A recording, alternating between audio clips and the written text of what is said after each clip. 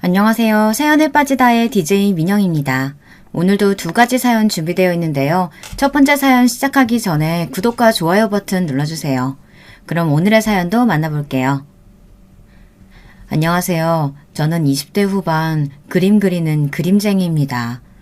최근 제가 좀 불미스러운 일이 있었는데요. 이번 일로 굉장히 힘들었습니다. 제게 왜 이런 일이 일어나는지도 모르겠고 이게 꿈인가 싶네요. 뉴스에서나 접할 일을 제가 겪게 돼서 많이 혼란스럽습니다. 사실 지금도 많이 힘드네요. 마지막에 제가 하소연을 할 수도 있어요. 너그럽게 봐주셨으면 좋겠습니다. 저는 어렸을 때부터 그림을 그렸습니다. 예술중학교, 예술고등학교에 나오고 대학도 미술 전공으로 가서 제 주변엔 예체능이 많았고 일반과 친구들은 없었습니다. 그래서 저와 다른 사람을 보면 설레고 재밌어 했어요. 졸업을 하고 친구의 소개로 소개팅을 받았는데 그 사람과 잘 되지 못했습니다. 하지만 좋은 친구가 됐어요. 그 친구 결혼식까지 갔으니까요. 그런데 거기서 제 운명을 만났습니다. 소개팅한 남자와 친구가 돼서 그 남자의 결혼식에 가게 됐고 거기서 이상형을 만나다니 웃기지 않나요? 제 이상형의 남자를 보고 첫눈에 반하고 말았습니다. 식이 끝나고 친구에게 물어봤습니다. 하지만 그 사람은 신부 친구의 남자친구라고 했어요. 결국 저는 한 번 본 사람을 짝사랑할 수밖에 없었어요. 시간이 지나고 제 친구가 소개를 받아보라고 부탁을 했습니다. 그땐 전시 준비로 바빠서 거절을 하려고 했는데 친구가 자기 믿고 한 번만 해보라는 겁니다. 결국 저는 소개팅을 하기로 했고 사진을 보는데 그 남자인 거예요. 하늘을 나는 기분이었습니다. 소개팅 날까지 떨려서 잠을 잘 수가 없었어요. 안녕하세요. 안녕하세요. 정한 씨? 처음 인사를 하는데 심장이 떨려 제대로 쳐다볼 수가 없었습니다. 걱정을 많이 했었는데 분위기가 좋았어요. 그날 바로 애프터 신청을 받았고 두 번째 만에 저희는 사귀게 되었습니다. 남자친구는 사업을 한다고 했는데 말을 들어보니 저와 너무 달라서 재밌더라고요. 남자친구는 굉장히 매너가 있었습니다. 알면 알수록 진국이더라고요. 저는 세상을 다 가진 기분이었습니다. 이상형을 만날 확률이 얼마나 있을까요? 그리고 그 이상형이 성격도 괜찮다. 네, 한번 생각을 해봐야 한다는 생각이 듭니다. 이제 와서요. 하지만 그때는 몰랐어요. 그냥 너무 멋있는 사람이었어요. 심지어 남자친구는 꽤나 사는 것 같았습니다. 저희 집도 못 사는 편은 아닌데 저보다 훨씬 더 잘 사는 것 같았어요. 그렇다고 뽐내는 성격은 아니었습니다. 정말 완벽하지 않나요? 이런 완벽한 남자친구는 저희 어머니에게도 잘했습니다. 어느 날은 남자친구가 어머니에게 꽤 비싼 가방을 선물로 주더라고요. 처음에는 부담스러워서 거절을 했지만 얼마 전 어머니 생신인 걸 알고 사왔다고 해서 어쩔 수 없이 받았어요. 저는 선물의 가격보다 그 말을 흘려듣지 않고 선물을 챙겨준 마음이 너무 예쁜 겁니다. 어머니도 선물을 보더니 너무 고맙다고 같이 밥을 먹었으면 좋겠다고 이야기를 했어요. 오빠, 엄마가 밥 한 번 먹자는데 시간 괜찮아? 괜찮지. 부담스러워? 남자친구는 조금 부담스러워 하더라고요. 아니야. 나중에 조금 시간이 지나서 인사드리자. 그렇게 부모님을 만나는 건 미뤄뒀습니다. 그런데 중간중간 기념일을 챙겨줬고 아버지 생신 때도 챙겨줬어요. 여행도 다녀오라고 숙소도 예약했습니다. 저희 어머니는 점점 남자친구를 마음에 들어 했습니다. 은근슬쩍 저한테 언제 볼 수 있냐고 물어보더라고요. 그래서 한 번 더 물어봤습니다. 오빠, 있지? 이런 말을 하기 괜히 미안하더라고요. 결혼을 약속한 사이도 아닌데 부담을 주는 것 같기도 하고 이건 아닌 것 같다는 생각을 했는데 마침 오빠가 센스 있게 먼저 말을 꺼내줬습니다. 왜? 부모님이 나 보고 싶어 해? 어떻게 알았어? 자기 눈에 다 쓰여있지. 이러니 제가 빠질 수밖에 없지 않나요? 눈치도 빨라서 사람 마음을 잘 알더라고요. 만나도 돼? 그럼 나는 괜찮아. 남자친구는 괜찮다며 좋은 식당을 알아보겠다고 했습니다. 어머니는 드디어 만난다고 좋아하셨지만 아버지의 반응은 떨떠름했습니다. 부모님과 남자친구가 처음 보는 날 분위기는 좋았습니다. 어머니는 남자친구의 외양을 보고 더 마음에 든다고 사위라고 부르는 겁니다. 엄마 왜 그래 부담스럽게. 왜? 장모님이라고 부르면 될까요? 남자친구는 애교스럽게 어머니에게 이야기를 했어요. 하지만 아버지는 뭐가 마음에 들지 않는지 무덤덤하게 밥만 먹고 있더라고요. 괜히 아버지 눈치를 봤습니다. 남자친구는 따로 집으로 갔고 저는 부모님과 집으로 갔는데 아버지가 갑자기 저보고 헤어지라는 겁니다. 헤어지거라. 네? 그게 무슨 소리예요? 헤어지라니. 그래요. 이런 청년이 어디 있다고 헤어지라는 거예요. 당신은 마음에 안 들어요? 기생 오라비처럼 생겨서는 말하는 게 현란한 게 좋지 않아. 사람이 좀 무거운 면도 있어야지. 너는 꼭 저런 놈을 데려와서는. 아니 요즘 청년들 같지 않게 애교도 많고 얼마나 보기 좋았는데 나는 마음에 든다. 네 아빠 말 듣지 마. 괜히 하는 소리야. 당신은 왜 딴 혼석기를 맞고 그래요. 집도 있어 보이더만. 아빠 너무한 거 아니에요? 아빠는 어떤 사람이든 다 마음에 안 드는 거 아니에요? 그래 애가 좋다는데 좀 봐줘. 그것보다 애가 참 괜찮아. 어머니는 남자친구를 굉장히 마음에 들어 했지만 아버지는 반대를 하시더라고요. 계속 좋게 좋게 이야기를 했지만 아버지는 들을 생각을 하지 않으셨어요.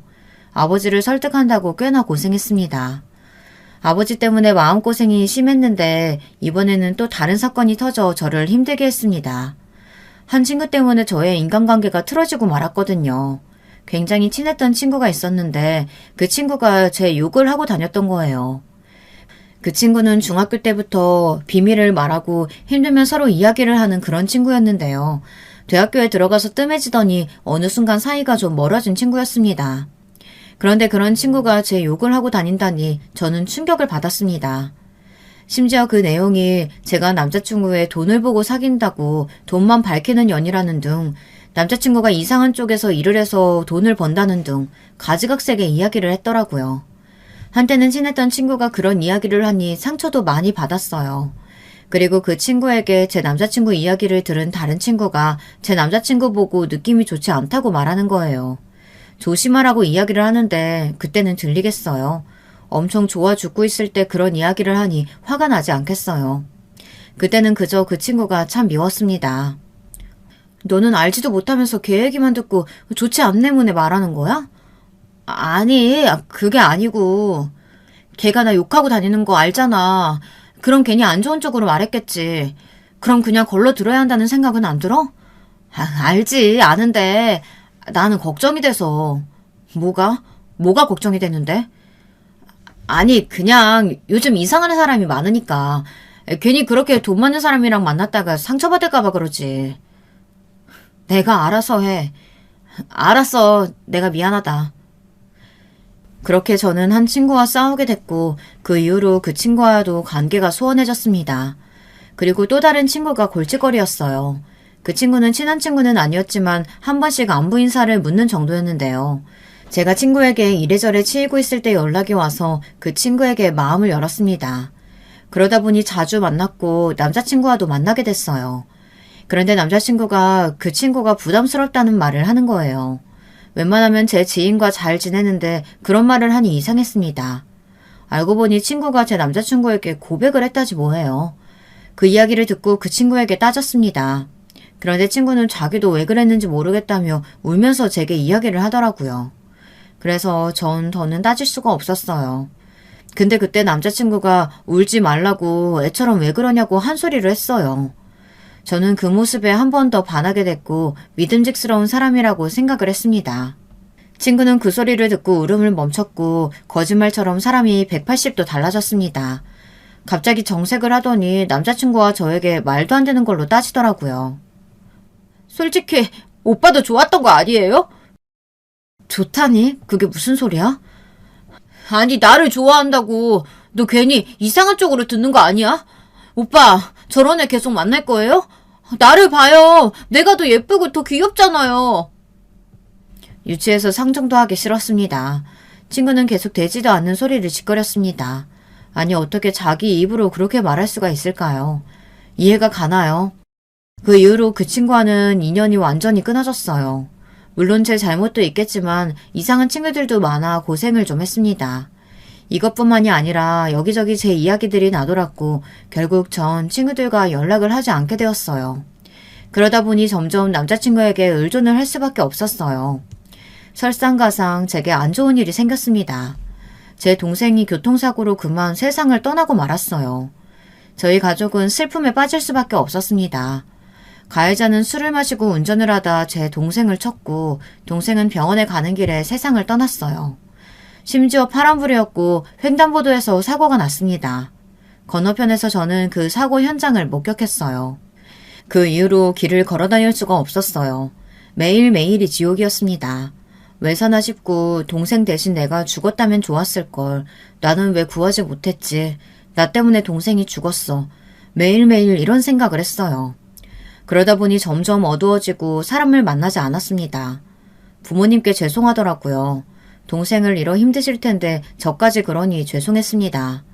저도 이겨내려고 했지만 말처럼 쉽게 되지는 않았어요. 지나가는 길이 온통 그 사고 현장으로 보였고 동생의 피와 숨소리, 떨림이 다 느껴졌습니다. 밖에 나가는 게 지옥길이었어요. 그렇게 한 달을 집 밖에 나가지 않고 있었습니다. 그러자 어머니가 울면서 제발 밖에 나가라고 애원을 하더라고요. 하지만 저는 아무것도 할 수 없었습니다. 제가 괜찮아지길 기다려준 남자친구도 힘들었는지 제게 지친다고 이야기를 했어요. 그 말을 듣고 또 하염없이 눈물만 흘렸습니다. 저도 나가고 싶은 마음은 너무 컸지만 정말 힘들었어요. 하지만 제 남자친구의 말을 듣고 나가보기로 결심을 했습니다. 물론 다시 공포가 오기는 했지만 하루하루 숙제처럼 천천히 나가봤어요. 처음에는 마당으로 나가보고 그 다음 집 앞 도로 그리고 마트 천천히 나가봤습니다. 그런데 혼자 힘으로는 안 될 것 같더라고요. 엄마, 나 병원 갈래. 그래, 잘 생각했어. 힘들면 가야지. 어머니는 저를 꼭 안아주셨어요. 그때 동생이 괜찮아 언니 하는 소리를 들었습니다. 정말 미친 사람 같겠지만 정말 들었어요. 뭐 사실은 아니겠죠. 제가 너무 힘들어서 환청을 들었던 것 같아요. 하지만 저는 그 말을 듣고 엄마를 잡고 펑펑 울었습니다. 미안해. 저는 하염없이 미안하다고 말했어요. 숨을 쉴 수 없을 정도로 목 놓아 울었어요. 그 덕분인가 거짓말처럼 제 안에 있던 마음의 짐이 한결 가벼워진 기분이 들더라고요. 물론 밖에 나가는 건 용기를 가지고 가야 했지만 예전만큼 무섭지는 않았어요. 저는 바로 남자친구에게 연락을 했습니다. 남자친구에게 굉장히 미안했어요. 하루하루 매일 저희 집에 와서 제 상태를 보고 말도 걸어주고 맛있는 것도 사다주고 고생을 많이 했습니다. 한 달을 매일 찾아와 했으니 얼마나 고마워요. 쉽지 않잖아요. 그래서 그 일로 아버지도 마음을 열었고 어머니도 남자친구에게 의지를 했어요. 어머님, 저를 아들이라고 생각하시고 편하게 대해주세요. 그리고 언제든 젊은 남자 필요하면 저 불러주세요. 아버님, 어머님. 남자친구 덕에 활기가 생겼습니다. 남자친구를 더 믿을 수밖에 없었어요. 시간이 지나 어느덧 저희가 사귄 지 6개월이 넘어갔습니다. 6개월, 짧은 시간이었지만 많은 일이 있었어요. 동생의 사고, 친구와의 관계, 남자친구와 연애, 전시회. 일이 아주 많았죠.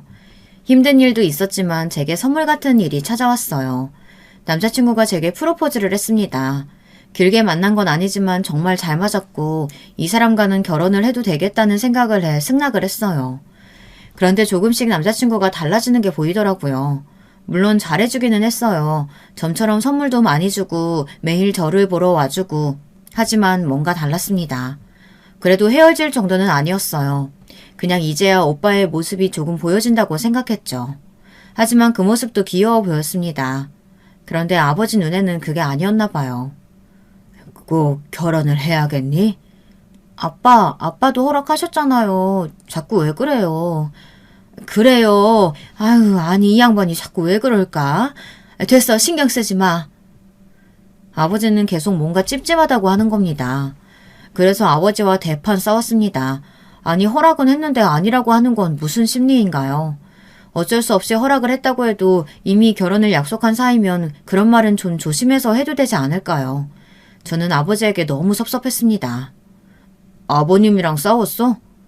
남자친구는 그걸 또 찰떡같이 알아맞히더라고요. 항상 아버지와 다투면 남자친구에게 하소연을 했는데 이번 건은 말을 할 수도 없어서 가만히 있었어요. 이번엔 또 뭐야? 뭔데?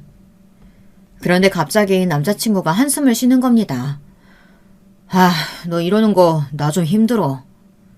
제가 힘들어했을 때 빼고 이런 이야기를 한 적이 없는데 갑자기 이런 이야기를 하니 심장이 내려앉는 줄 알았어요. 저는 바로 사과했지만 남자친구는 아무 말이 없었어요. 우리 생각할 시간을 가지자. 뭐? 갑자기 그게 무슨 소리야? 파혼하자는 거야? 아니, 그건 아니고 그냥 좀 힘들어. 그러자 갑자기 생각할 시간을 가지자는 겁니다. 제가 잘못한 것도 있지만 너무 뜬금없지 않나요? 그리고 프로포즈를 하고 결혼을 약속한 사이인데 시간을 가지자니 이건 그냥 헤어지자는 소리 아닌가요? 그렇게 저희는 며칠 만나지 않았어요. 저는 모든 일이 손에 잡히지 않았습니다. 남자친구에게 연락을 계속 해봤지만 받지 않았어요. 그리고 며칠 뒤 남자친구에게 연락이 왔습니다. 남자친구가 미안하다고 하더라고요. 최근에 힘든 일이 있어서 그랬다고 자기가 경솔했다고 했어요. 저는 괜찮다고 연락 줘서 고맙다고 이야기했어요. 미안해. 일도 잘 안 풀리고 사람들한테 치여서 너무 힘들었어. 그런데 너까지 그러니까 참을 수 없더라고. 그러면 안 됐는데 미안해. 내가 경솔했어. 아니야, 나도 미안해. 오빠가 그래도 이렇게 이야기해줘서 너무 고마워. 그런데 갑자기 머뭇거리던 남자친구가 제게 돈을 좀 빌려줄 수 있냐고 물어봤습니다. 솔직히 조금 당황했어요. 남자친구가 꽤나 잘 사는 집이라고 생각했는데 돈을 빌려달라고 하니 당황스러웠어요. 얼마? 1,000 정도 빌려줄 수 있어? 내가 사업을 하는데 조금 모자라서 나중에 바로 갚을게. 부모님은 모르는 사업이라 부모님께 말씀드리기가 좀 그래서. 알겠어. 저는 당연히 갚을 거라 생각하고 빌려줬습니다. 그리고 얼마 가지 않아 제게 몇백을 더 붙여서 돈을 돌려줬어요. 오빠 돈 더 준 거 같은데? 고마워서.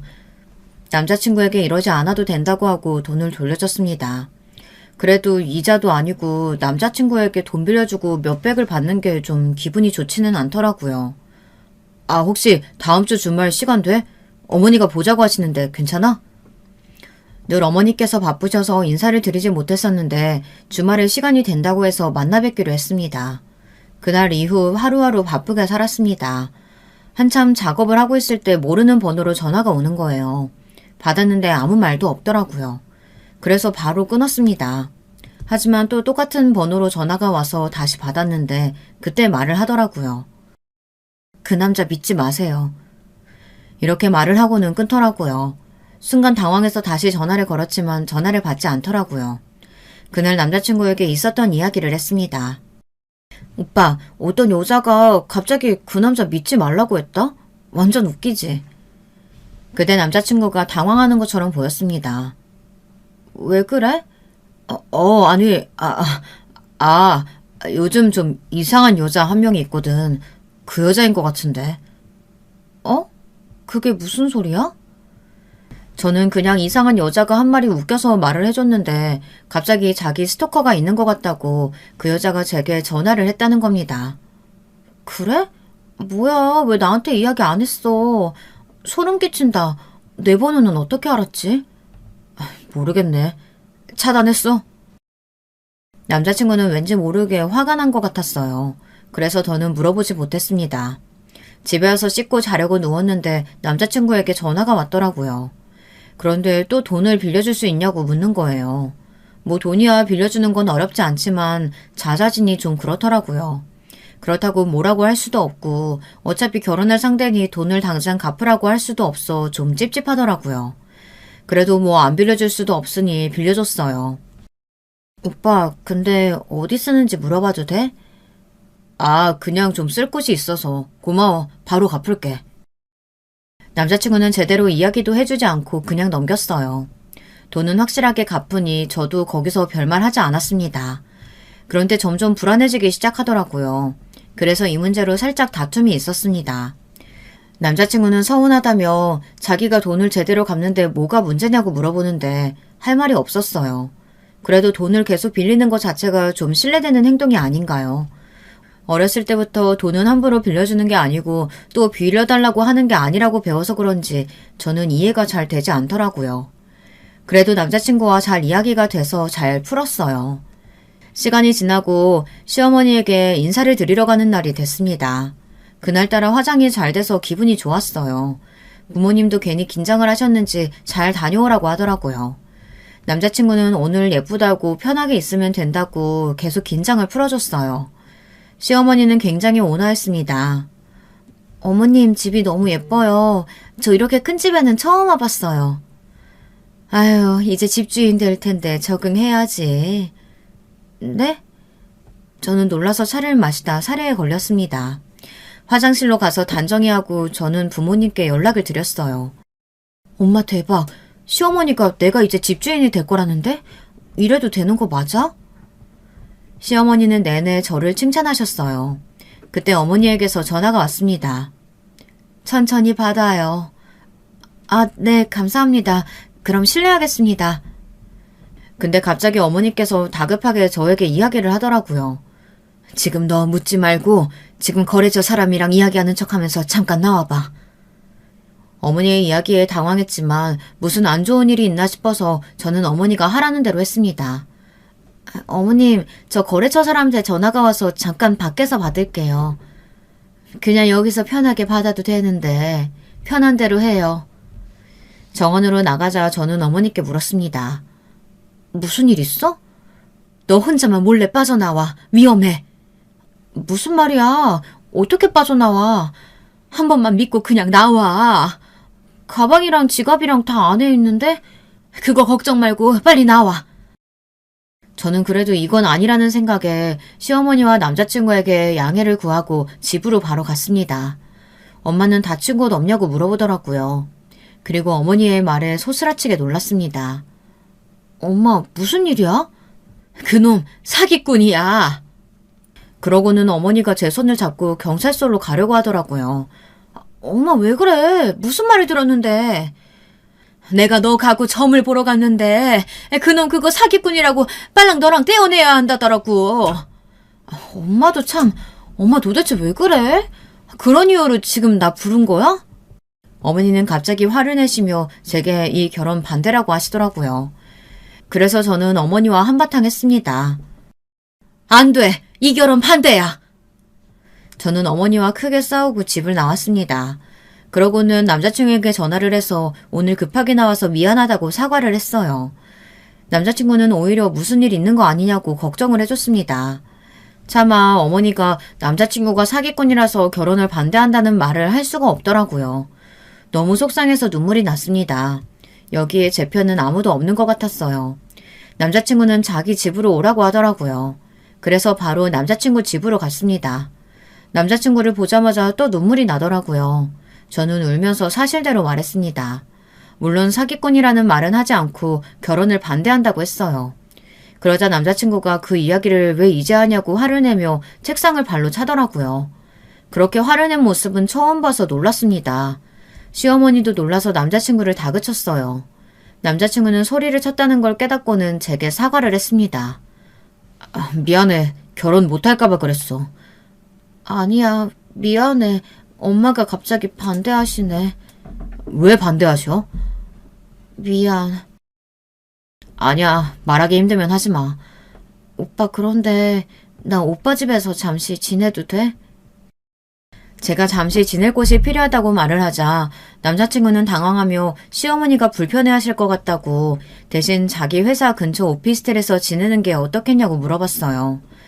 저는 남자친구에게 오피스텔이 있었는지 몰랐습니다. 뭐야, 오피스텔 있어? 왜 말 안 했어? 아, 최근에 계약했어. 정신없어서 말을 못했나 보다. 저는 시어머니에게 인사를 드리고 남자친구 오피스텔로 갔습니다. 집은 굉장히 깔끔했어요. 깔끔하다 못해 뭐가 없었습니다. 딱 있을 가구만 있고 사람이 사는 곳이 맞나 싶었어요. 남자친구는 사용을 잘 안 해서 뭐가 없다고 말하더라고요. 며칠을 거기서 지냈습니다. 남자친구 오피스텔과 작업실만 왔다 갔다 했는데 작업실에 어머니가 와 계시더라고요. 어머니는 저를 보고 어디론가 데려갔습니다. 체념해서 어머니를 따라갔는데 경찰서로 온 겁니다. 그냥 어머니가 어떻게 하나 지켜봤어요. 그러다가 어머니가 제 남자친구가 사기꾼이라고 말하는 겁니다. 부끄러웠어요. 어떻게 점쟁이 말 하나 믿고 그렇게 이야기를 할 수 있는지. 그런데 곧이어 충격적인 이야기를 들었습니다. 남자친구가 정말 사기 전과가 있다는 겁니다. 경찰 한 분이 제 남자친구를 잘 알더라고요. 그리고 심지어 폭행 절도까지 있다고 했어요. 여러분은 어떻게 할 것 같으세요? 믿었던 사람이 전과가 있다고 하면 당장 가서 말을 할 건가요? 예전에 그냥 이런 질문을 받아본 적이 있었어요. 가족 중에 누가 범죄를 저지르면 숨겨줄 건지 밝혀낼 건지. 전 바로 밝혀낸다고 말했어요. 범죄를 저질렀으면 혼이 나야 한다고, 그런 사람과 절대 살 수 없다고 이야기했습니다. 그런데 그런 사람과 결혼을 약속했으니 얼마나 놀랐겠어요. 남자친구에게 당장 달려가서 따지고 싶었지만 그럴 수 없었습니다. 무서웠어요. 순간 저는 예전에 전화했던 그 여자가 생각났습니다. 저는 차단을 풀고 전화를 했어요. 하지만 받지 않더라고요. 그래서 다른 사람 전화를 빌려서 전화를 해봤어요. 연그름이 들리고 드디어 전화를 받았습니다. 그런데 거기서 절대 들리지 말아야 할 목소리가 들렸어요. 제 남자친구 목소리가 들린 겁니다. 순간 상황 파악이 되지 않았어요. 심장이 요동치고 숨이 찼습니다. 저는 재빨리 전화를 끊었어요. 저는 어머니에게 손을 잡고 이야기를 했습니다. 엄마, 일단 진정하고 우리 천천히 이야기해보자. 지금 우리가 할 수 있는 방법이 없어. 우리한테 사기친 건 아니잖아. 결혼은 안 할게. 나만 믿어줘. 그 이후로 저는 남자친구를 어떻게 대할까 고민을 많이 했어요. 아버지 말이 맞았습니다. 아버지가 이 사람이 아니라고 할 때 말을 들었어야 했어요. 그것도 모르고 좋다고 결혼하자고 해버렸으니 바로 헤어져야 할지 아니면 조금 더 있다가 지켜볼지 고민을 했습니다. 마음의 결정을 내리고는 평소처럼 남자친구를 대했어요. 무섭지 않다고 하면 거짓말이죠. 너무 무섭더라고요. 남자친구는 오늘따라 왜 이렇게 멀리 떨어져 있냐고 스킨십을 하려고 하는데 속이 너무 울렁거리더라고요. 제가 이런 사람을 좋아했다는 것과 결혼을 하려고 했다는 사실이 믿기지가 않았습니다. 오빠, 오늘 영화 보러 갈까? 영화? 좋지. 남자친구와 영화를 보러 갔습니다. 저는 빠르게 계획을 세웠어요. 일단은 그 여자와 전화가 되어야 했습니다. 그러기 위해서는 남자친구가 제 곁에 있는 게 안전했어요. 그래서 영화를 보러 가자고 했어요. 그리고 화장실에 가서 모르는 사람에게 전화 한 통을 빌렸습니다. 그제야 그 여자가 전화를 받더라고요. 안녕하세요. 저 알죠? 저 혹시 만날 수 있을까요? 네? 아니, 그게... 한 번만요. 혹시 그쪽이 위험한 상황이면 제가 도와줄게요. 그쪽도 저를 도와주세요. 여자와 저는 짧게 대화를 하고 다음날 남영주 한 카페에서 보기로 했습니다. 드디어 다음 날이 되었습니다. 드디어 그 여자를 만날 수 있게 되었어요. 혹시 이유연 씨? 그 여자는 무엇 때문인지 모자와 선글라스를 쓰고 있었어요. 안녕하세요. 저와 그 여자는 오랫동안 이야기했습니다. 정말 충격적인 사실을 들었어요. 그런데 어쩌다 제게 전화를 하게 됐냐고 물어보니 자기처럼 되지 않았으면 좋겠다고 생각해 위험을 무릅쓰고 전화를 했다고 했어요. 하지만 전 그것도 모르고 그 사실을 말했고 남자친구가 그 여자분을 찾아가서 때렸다고 했습니다. 그리고는 계속 자기가 기분이 좋지 않을 때도 여자분을 찾아가서 때린다고 했어요. 왜 맞고만 있어요? 그러지 말고 피하면 되잖아요. 그 여자분이 이야기하기를 사진으로 협박을 하고 있어서 피할 수도 없다고 했습니다. 정말 못된 사람 아닌가요?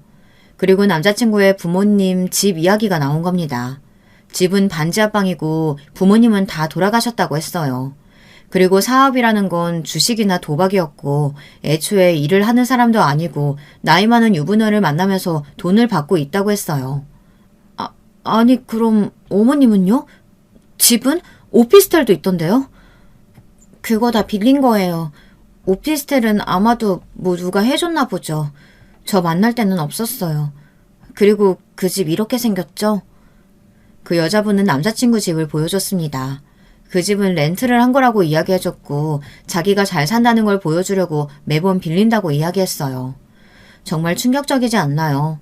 그 여자분의 이야기를 들어보니까 자기도 같은 수법으로 당했고 어떻게 하다가 사실을 알게 됐을 때 헤어지게 됐지만 사진과 동영상으로 협박을 하며 돈을 뜯어냈다고 했어요. 무서워서 남자친구가 하라는 대로 다 해줬다고 했습니다. 저는 들으면서 손이 덜덜 떨렸습니다. 혹시 나도 이상한 게 있지는 않나 생각을 하게 됐죠. 그리고 그 전 여자친구분도 결혼을 약속했었는데 집안 사정이 좀 어려워지자 바로 남자친구가 헤어지자고 말했다고 해요. 그리고는 좀 회사 사정이 괜찮아지는 것 같으니 바로 사과를 하고 다시 사귀자고 했다고 했습니다. 뭐 결국에는 헤어지게 됐지만요. 남자친구는 굉장히 계산적인 사람이었어요. 제 남자친구는 그저 좋은 집에 결혼을 하고 싶다는 것이 목적이었나 봐요. 그래서 제게 빨리 결혼하자고 이야기를 했던 거고요. 과연 사랑이 있나 싶었습니다. 그리고 그때 저희가 중간에 잠시 시간을 가졌을 때 그때 남자친구가 도박을 하고 돈을 다 잃어서 예민했을 거라고 이야기를 해줬습니다. 사기에 절도에 폭행 도박이라니 정말 최악의 남자 아닌가요? 그날 이후 저는 쉽게 잠이 들 수 없었습니다. 잠이 오지 않아 거실을 몇 바퀴 돌았어요. 어떻게 해야 할지 모르겠었어요. 헤어지자고 이야기를 하다가 그 사람처럼 맞을까 무서웠고 그 사람처럼 협박을 당할까 무서웠습니다. 그리고 예전에 화를 낸 것만 봐도 어떻게 반응이 나올지 상상이 가니 더 두려웠어요. 다음날 저는 부모님께 모든 사실을 말했습니다. 그때 아버지가 버럭 화를 내시며 자기 말을 들었어야지 않겠느냐고 소리를 치는 겁니다. 아니, 지금 와서 누구와 싸울 정신도 아닌데 갑자기 아버지가 그렇게 소리를 치며 제 잘못이라고 하는데 너무 억울한 거예요. 누가 사기꾼인 걸 알고 결혼을 하겠어요. 저도 당했는데 제가 잘못 본 것이 잘못이라고 하니 너무 속상했습니다. 그래서는 안 됐는데 아버지에게 크게 소리를 질렀어요. 그럼 멍청한 딸 둬서 좋겠네. 아빠는 좋겠어. 자기 말이 맞았으니. 이런 멍청한 딸은 자기 말도 안 듣고 이런 꼴이 됐다고 지금 비웃고 있는 거야? 나도 힘들어. 그 순간 아버지가 제 뺨을 때렸습니다. 여보! 처음으로 아버지에게 맞았습니다. 아버지도 놀랐는지 저를 보더니 한숨을 쉬더라고요. 저도 그렇게 나오면 안 됐지만 너무 힘들어서 소리를 쳤는데 맞기까지 하니 정말 미칠 것 같았습니다. 순간 욱해서 저는 집 밖으로 뛰쳐나갔고 그대로 남자친구에게 전화를 했습니다. 자기야. 어디야? 지금 일하고 있지. 그래. 여자 만나고 있어? 순간에 판단력이 흐려져 저는 그만 여자를 만나고 있는 게 아니냐고 물어봤어요. 그 순간 정적이 흘렀어요. 정적을 깬 건 남자친구의 욕이었습니다. 너 미쳤어? 뭔 소리라는 거야? 너 지금 다 의심하냐? 무시하는 거야? 그런데 보통과 다르게 너무 흥분하면서 말을 하는 거예요. 욱하는 게 보였습니다. 왜? 만나봐? 찔려?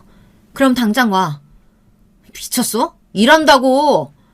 그러니까 안다고. 여자 만나는 일. 그 순간을 참았어야 했습니다. 그년이지? 그년이다 말했지?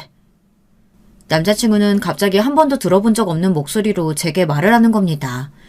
그제서야 남자친구는 본 모습을 보여줬어요. 너무 무서웠지만 할 말은 해야 했습니다. 너 오피스텔로 와. 싫어. 카페로 와. 주소 찍어줄게. 그렇게 남자친구와 카페에서 보게 됐어요. 정말 무서웠습니다. 심장이 미친 듯이 요동쳤어요. 남자친구의 얼굴을 보자 긴장이 됐어요. 남자친구는 정말 사람 한 명 죽일 듯한 표정을 하고 오더라고요. 미쳤어? 내가 오피스텔로 오라고 했잖아. 내가 말했잖아. 싫다고. 너 갑자기 왜 그래? 아니, 그 여자 때문이야? 그 여자 미친 여자야. 그 여자 말 믿지 마. 그러자 갑자기 또 제가 아는 남자친구의 모습으로 부드럽게 제게 말을 하는 겁니다. 그 여자라는 건 어떻게 알았어? 다른 사람일 수도 있잖아. 뭔가 찔리는 게 있나 봐. 그러지 말고 우리 오피스텔에 가서 이야기하자. 거기는 또 누가 해줬대? 나 지금 눈에 뵈는 거 없거든? 내가 어떻게 이야기해야 될지 고민하다가 오늘 아빠 말을 듣고 깨달았어. 내가 잘못이었어. 내가 등신같이 너를 좋아해서 이런 꼴이 났으니까. 내가 오늘 이 관계 끝내려고 오빠 불렀어. 왜? 나도 오피스텔 가서 때리게? 때려봐. 어떻게 나오나. 남자친구는 그 순간 책상을 발로 차더니 제 뺨을 때렸습니다. 갑자기 일어난 일이라 저도 어떻게 할 방법이 없었어요. 어떻게 이 성격으로 그동안 잘 숨겨왔는지 놀랄 따름이었죠. 카페에 있던 사람들이 놀라서 소리를 질렀고 그 옆에 있던 남자 손님이 남자친구를 말렸습니다. 어찌나 세게 때렸는지 입안이 터졌더라고요. 순간 눈물이 났습니다. 이러려고 이렇게 좋아했었나. 뭐를 위해서 이 사람과 미래를 그렸나. 고작 이런 사람이랑 결혼을 하겠다고 이 난리를 쳤나 싶었어요. 그때 경찰이 왔고 저와 남자친구는 경찰서로 갔습니다. 그리고 모든 걸 다 말했습니다. 하지만 뭘 할 수 있는 방법은 없었습니다. 그냥 서로 잘 풀라고만 이야기를 해줬어요. 너무 답답했습니다. 저는 바로 나와 곧장 집으로 갔고 제 모습을 본 어머니가 놀라 쓰러지셨습니다. 그날 밤 남자친구에게 계속 연락이 왔고 전화를 받지 않으면 죽여버린다는 협박을 받았어요. 저는 바로 핸드폰을 꺼버리고 하염없이 울었습니다. 세상에서 가족들 다음으로 믿었던 사람이 이런 사람이라니 너무 잔인하다고 생각을 했어요. 그 다음날 어머니와 다시 한번 더 경찰서에 가게 됐습니다.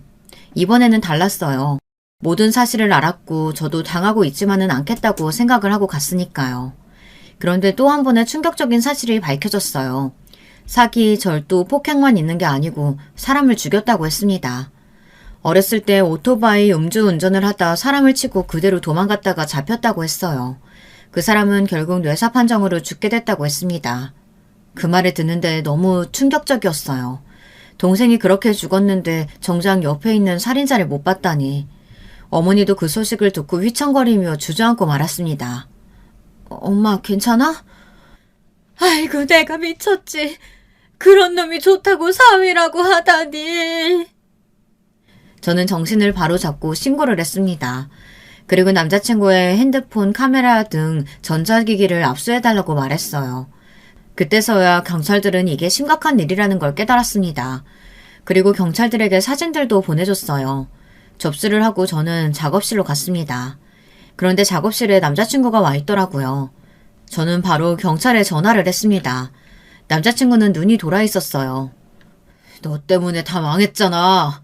너가 무슨 말을 했길래 그 망할 년이 내 말을 안 듣는 건데. 그년이 나 신고했다고 했는데 네가 그랬지? 네가 선동질했지? 순간 남자친구의 주머니에서 무언가가 나왔습니다. 아니 아무리 그래도 그렇지 갑자기 사람이 한순간에 변하는 것도 무서운데 거기에 칼까지 들고 있으니 정말 무서웠습니다. 내가 전화 안 받으면 죽여버린다고 했지? 내가 장난 같아? 너도 그년이랑 똑같이 당해봐. 조용히 맞을래? 아니면 죽을래? 여기 네 작업실에서 죽는 것도 꽤 나쁘지 않겠다. 그치? 뭐 이제 콩밥 먹을 텐데 사람 좀 죽인다고 뭐 내가 죽는 것도 아니고. 한 명 죽이나 두 명 죽이나 똑같지 뭐. 순간 저는 무슨 말을 들었나 머릿속으로 생각을 했어요. 저는 필사적으로 남자친구를 피했고 경찰이 오기만을 기다렸습니다. 그런데 한 명 죽이나 두 명 죽이나가 너무 이상했습니다. 그 전 여자친구분은 무사할까 걱정이 됐습니다. 누구를 걱정할 처지는 아니지만 그래도 바로 경찰에 신고를 해둔 상태이기 때문에 저는 정신만 차리면 살 수 있을 거라는 생각을 했어요. 그때 갑자기 남자친구가 칼을 휘두르며 막 소리를 치는 겁니다. 무시하지 마. 나 무시하지 마. 무시하지 마. 무시했어? 진짜 공포스러웠습니다. 지금도 생각하면 끔찍합니다. 너무 무서웠어요. 사람이 이렇게 돌아버릴 수가 있는지 처음 알았습니다. 그리고 잘못했다가는 정말 칼에 찔려 죽을 것 같았어요. 그 순간 다행히 경찰이 들어왔고 저는 힘이 풀려 주저앉고 말았습니다. 진짜 소름 끼쳤어요. 그리고 저는 바로 그 여자분에게 전화를 했습니다.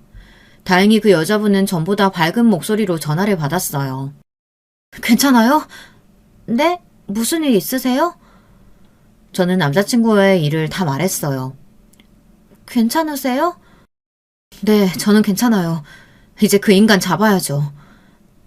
저 감사해요.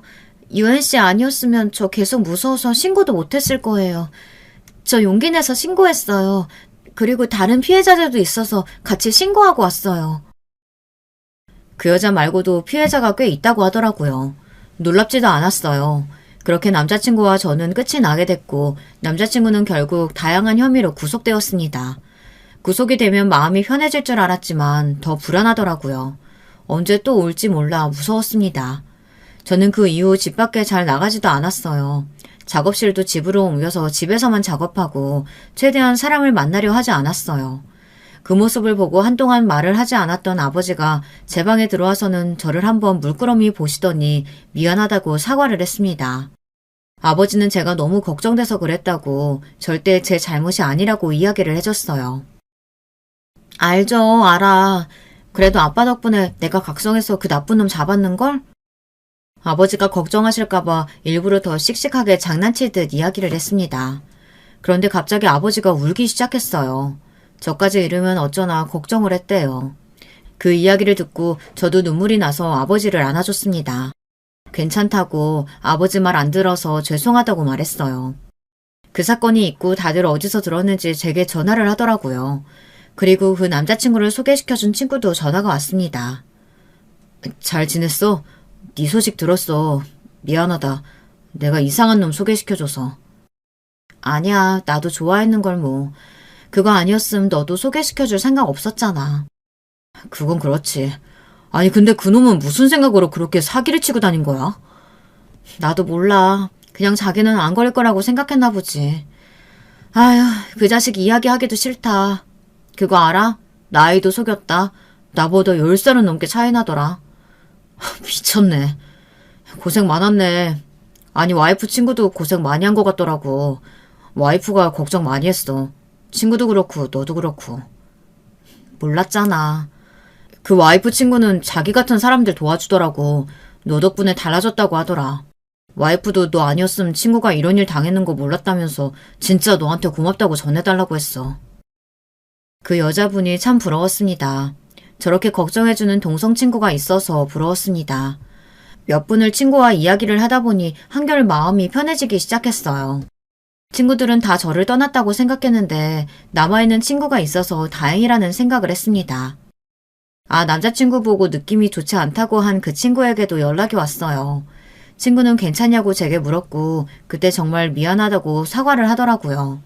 오히려 제가 미안했습니다. 그 친구 말이 맞았기 때문에 할 말이 없었어요. 저도 친구에게 미안하다고 했어요. 그때 미안했어. 나도 너 말 들었어야 했는데 그때는 그냥 너무 서운해서 그랬던 것 같아. 미안. 그렇게 끝내면 안 됐었는데. 다시 연락하고 지내도 될까? 다시 그 친구와 연락을 하게 됐지만 그 친구에게도 모든 속사정을 말할 수는 없더라고요. 이제 저는 사람을 믿지 않게 됐습니다. 제 남자친구, 아니 그 나쁜 놈 덕분에 사람을 믿지 않게 되었거든요. 그리고 말솜씨도 있고 꽤나 번듯한 사람을 보면 저도 모르게 경계를 하더라고요. 조심해서 나쁠 건 없다고 생각하지만 그래도 너무 사람을 가리니 스스로 힘들더라고요. 그런데 궁금하지 않나요? 그냥 평범하게 살아도 많은 사람들 속에 관심을 받고 살았을 것 같은데 왜 그렇게 사는지 궁금하더라고요. 그리고 다시 만난다면 물어보고 싶습니다. 왜 그런 거짓말을 했는지, 사랑하기는 했는지, 어디부터 어디까지가 진실인지 물어보고 싶었어요. 만약 남자친구가 돈이 없어 바보 같은 사람이라고 해도 저는 좋아했을 것 같은데 왜 그런 짓을 벌였는지 궁금했습니다. 하지만 이제 떠나간 사람이고 처벌을 받아도 마땅한 인간에게 제 시간을 투자하는 게 아깝다는 생각이 들어 더는 생각하지 않기로 했어요. 여러분이 저라면 가서 물어볼 것 같으세요? 아니면 저처럼 그냥 생각만 하고 잊고 살겠어요? 물론 잊는다고 잊혀지지는 않지만 저는 잊는 게 속이 편할 것 같다는 생각이 들어 잊기로 했습니다. 하지만 잊는 게 쉽지 않더라고요. 지금 이 글을 쓰고 있는 것만 봐도 못 잊었다는 증거 아니겠어요. 잊는다 하면서 계속 생각하게 되더라고요. 왜 이런 남자를 만나서 이런 일을 당하는지, 어머니가 저만 보지 않았다면 이렇게까지 큰일이 벌어지지 않았을까요? 그런데 참 웃기지 않아요? 점쟁이가 정말 용한 건지 아니면 때려 맞춘 건진 몰라도 그 한마디 때문에 이 사달이 났으니 말이에요. 그 말을 못 듣고 결혼을 했다면 후회했을까요? 그냥 이대로 묻어두고 사랑으로 살았다면 살 수 있었을까요? 아니겠죠. 여러분, 쓰다 보니 감정이 올라오네요. 잠시 하소연을 좀 해도 될까요? 요즘 하루하루가 참 힘들어요. 잠도 잘 오지 않고 가끔은 그놈 목소리가 들려서 미칠 것 같습니다.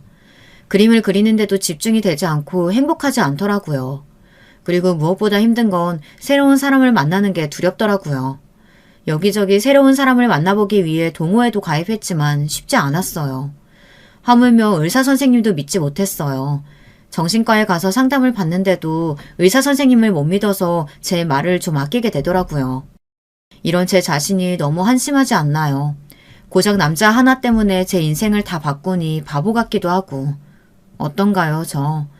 그냥 사연을 신청하면서 위로를 좀 해줬으면 하는 기분으로 글을 썼습니다. 어디 가서 이런 이야기를 해요. 이런 공간이 있어서 속 시원하게 다 말하는 거 아니겠어요. 그래도 이렇게 글이라도 쓰니 마음이 한결 가벼워져서 좋네요. 그럼 이야기를 여기서 마치도록 해볼게요. 중구난방으로 이야기했지만 끝까지 들어주셔서 감사합니다. 여러분, 두 번째 사연 시작하기 전에 좋아요, 구독 꼭 눌러주실 거죠? 그럼 두 번째 사연 바로 시작합니다. 안녕하세요. 저는 서울에 살고 있는 주부입니다. 남의 얘기를 들을 땐 재밌었는데 제 얘기를 직접 털어놓으려고 하니까 약간 떨리기도 하네요. 그래도 잘 들어주시면 감사하겠습니다. 아주 중대한 결정을 놔두고 한 번쯤 상담하고 싶은 얘기가 있어서 그래요. 사실 마음으로는 이미 결론을 내려놓은 지 오래이긴 합니다. 일단 이 모든 이야기의 근원은 저희 시어머니 한 사람, 딱 그 사람에게 있다고 볼 수 있겠어요. 거기 한몫한 동서도 만만치 않지만 말이에요. 어머니는 처음에 동서를 보셨을 때 그날로 집에 와서 저에게 이렇게 말을 하셨어요. 그리고 곧장 까먹으신 건진 몰라도 마치 그 말을 안 했던 사람처럼 행동하고 사셨죠. 아유, 공부만 했다더니 뭐처럼 못난이가 다 있냐. 인물은 네가 훨씬 더 낫다. 하여간 명철이 놈은 왜 저런 인물이 없는 색시를 얻었대. 아유, 지 인물 다 베리는 짓이야 저게. 밖에 돌아다니면 아주 다들 못난이 맹순이를 얻었다고 욕하겠다 아주. 어머니는 그렇게나 동서의 외모에 즐겁을 하며 뭐 저런 얼굴이 다 있냐고 하셨습니다. 그런 것들은 싹 다 잊어버리시고 이후에 동서의 신분인 의사라는 자리에 완전히 사로잡히셨어요. 큰아들 장가를 보낼 때와 달리 막내 아들을 보낼 때에는 꽤나 어마어마한 선물들을 받으셨거든요. 그때 아주 입이 짝 벌어지면서 곧장 한 입 갖고 두 말 하시던 게 생각나요. 얘 큰애야 이리 와봐라. 이거 작은애가 준 가방이야. 아유 내가 언제 이런 걸 다 매보냐 세상에. 아우 이거 신림동 옆에 내가 그렇게 자랑해대던 가방인데 내 거가 더 큰 것 같다 그치? 우리 어머니는 평소에 친하게 지내시는 아줌마가 있으신데 그 아줌마는 그렇게 어머니랑 맨날 중내에 사내하면서 지내요. 이름하여 신림동 아주머니신데 실제로 그 동과는 아무런 관련이 없거든요. 이사 오신 지도 오래됐고 어머니가 그쪽 동네 사실 때 알게 된 분이에요. 무튼 그분이 그렇게 자식 자랑이나 집 자랑을 많이 하셨거든요. 어머니는 거기에 맺힌 한이 많았는지 툭하면 저한테 욕을 해대셨어요. 내가 그 옆편네만 만나면 아주 뒷골이 땡겨서 못 살아.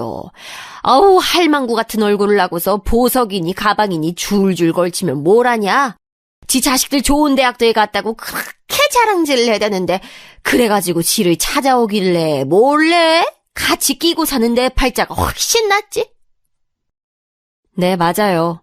어머니 말씀처럼 어머니는 당신 큰아들 부부를 끼고 살고 계신답니다. 어쩌다가 상황이 이렇게 됐냐면 어머니가 마치 곧장 죽을 사람처럼 저희를 붙잡으셨기 때문이에요. 실제로 어머니는 우리가 결혼을 할 무렵에 암투병을 한번 거치셨기 때문에 건강이 안 좋으실 때긴 했었어요. 지금도 주의하고 계시긴 하고요. 아주 당당하게 상견례 자리에서 우리 엄마 아빠에게 본인 얘기를 하셨답니다. 내가 몸이 이래서 아무래도 큰아들인 승철이는 데리고 같이 살아야 될 것 같아요. 적어도 몸 혼자 가누고 돌아다니고 할 때까지는 있어야 하지 않나 싶네. 그렇게 짐되는 건 없을 거예요. 살림도 가르쳐주고 어쩌고. 아무래도 그쪽 어른들이 볼 때는 집에 어른이 누구라도 있는 게 낫지 않겠어요?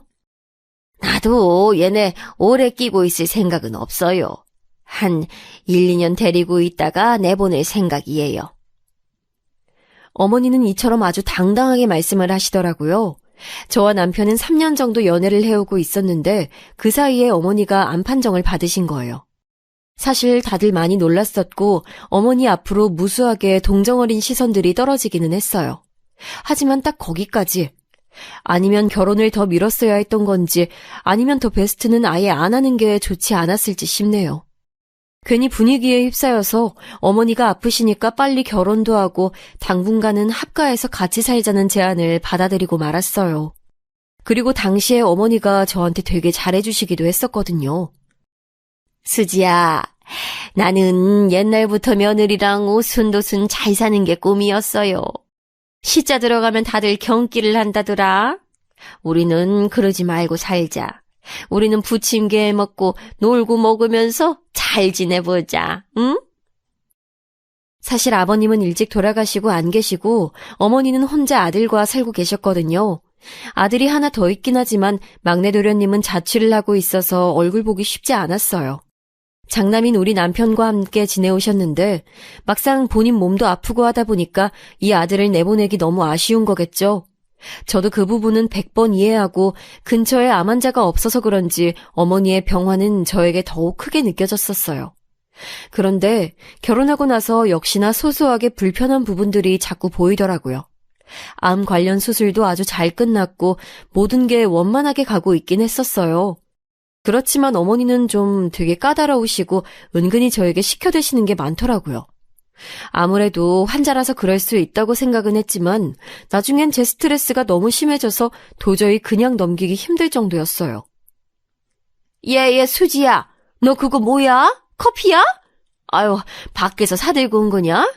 아유, 집에 있는데 뭐하러 마셔? 그리고 너 그런 거 마시다가 암 걸린다, 응?